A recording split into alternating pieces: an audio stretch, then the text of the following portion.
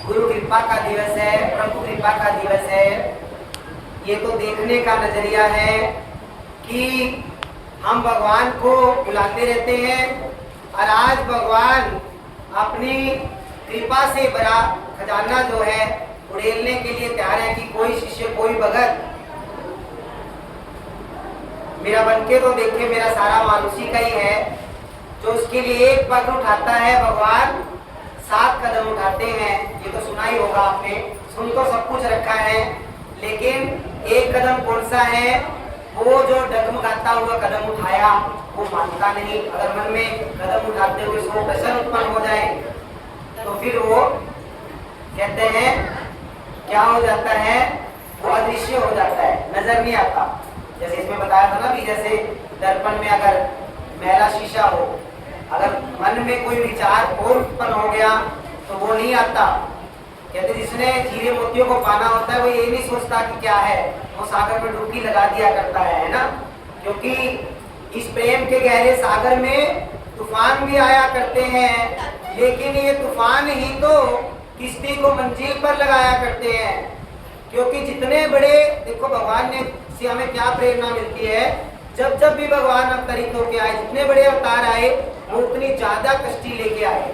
वो हमें यही बताते हैं कि जब ज्यादा दुख का जो है साम्राज्य हो जाए, दुख ज्यादा हो जाए तो समझ लीजिए कृपा भी ज्यादा होगी। लेकिन भगवान इसमें कुछ संदेश देना चाहते हैं। जैसे ही हमें वो संदेश अनुभव हो गया, नजर आ गया, और हमारा अंतःकरण, हमारा तन मन प्राण आत्मा हृदय जो है पूरा अटल हो जाता है, प्यार हो जाता है। और फिर जब भगत कहता है कि अब जितना मारना है मार ली, अब मुझे सुख चाहिए ही नहीं, जब तक सुख में आनंद नजर आ रहा है, जब तक सुख मांगोगे वो और ज्यादा दुख देगा। जब तुम दुख मांगोगे कि भाई अगर तू दुख से ही मिलेगा तो ठीक है, बस कोई बात है कि साथ में इतनी कृपा कर देना कि अंदर बैठ जाना, हमें ये इतनी सहन शक्ति दे देना कि हमें ये महसूस ना हो, अनुभव ना हो।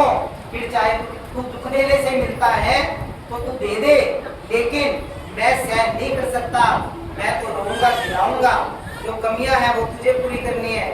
बस अगर वो संदेश हमारे तक पहुंच गया, यानी ये लिंक जुड़ गया, हमें अनुभव हो गया हमारे हृदय को, तो बाहर से तो हमने हमेशा ही सुना है कि गुरु का नाम बड़ा है, बाहर से तो हमने ये भी सुना है, हर कोई हमको यज्ञ करते हैं, भगवान को बुलाते हैं, तभी कहेंगे गुरु ब्रह्मा गुरु विष्णु गुरु महेश्वराय नमः। हम ये भी कहते हैं गुरु गोविंद, वैसे तो हम भगवान को बुलाते हैं, गुरु तो हमें मिल गया है, भगवान नहीं मिला है, तो वैसे भगवान की हम पूजा कर रहे हैं, भगवान को ढूंढ रहे हैं। लेकिन हम ये भी कहते हैं कि अगर भगवान आ गया तो गुरु गोविंद दोनों खड़े किसके लागू पाए?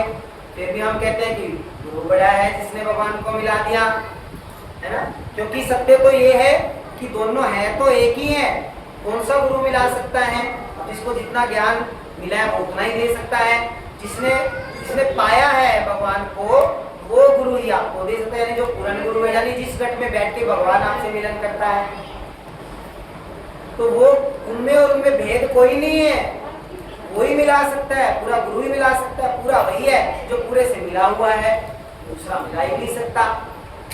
तो वहां पे हम फिर भी उस रूप को, उस स्वरूप को नमन करते हैं जिसने हमें भगवान को मिलाया, क्योंकि भगवान का वैसे तो कोई अपना स्वरूप होता ही नहीं, वो तो निराकार निराधार स्वरूप होता है अपनी असली पर, और वैसे सारे जहान के स्वरूप उसी के वो कोई भी बना लेता है। देखो हर युग में कोई सा भी बना लेता है, कभी राम बन के, कभी श्याम बन के, कभी कोई सा आ जाता है ना। और उसकी एक नीति है, वो दोबारा वो रूप भी नहीं बनाता, हम सिर्फ रूप की पूजा करते रह जाते हैं, तो जो उसके अंदर में आता है उसको भूल ही जाते हैं।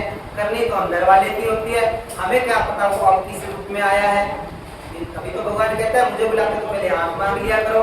ऐसे तो पिछले स्वरूप में जिसमें मैं आया था उसको बुलाते रहते हो, इतना मेरा जिस स्वरूप में आया हूँ उस स्वरूप में जाने का समय हो जाता है, फिर अगले युग में देखेंगे क्या करोगे।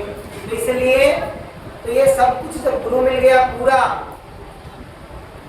पूरा, फिर कमी किस चीज की? बस हमारा कि भगवान इतनी कृपा और कर दो कि हमारा श्रद्धेय निश्चय विश्वास जो है आपके ऊपर इतना अटल हो जाए कि आप फांसी भी दो तो हमें कोई भेद नजर ना आए।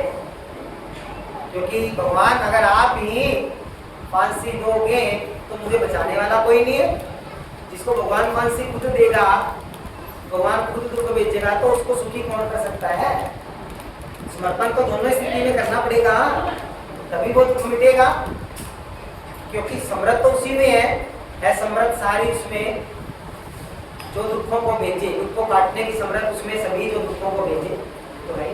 तो गुरु का नाम इसीलिए बड़ा है कि भगवान संसार में भेजता है रचा करके, अज्ञान और अज्ञान को रच करके साथ में भेजता है। अब तो किसका साथ करता है? साथ किसका करेगा? गुरु नहीं मिला तो अज्ञान का ही साथ करेगा, गुरु मिल गया पूरा तो ज्ञान का साथ कर लेगा। तो इसी बात में गुरु का नाम बड़ा है।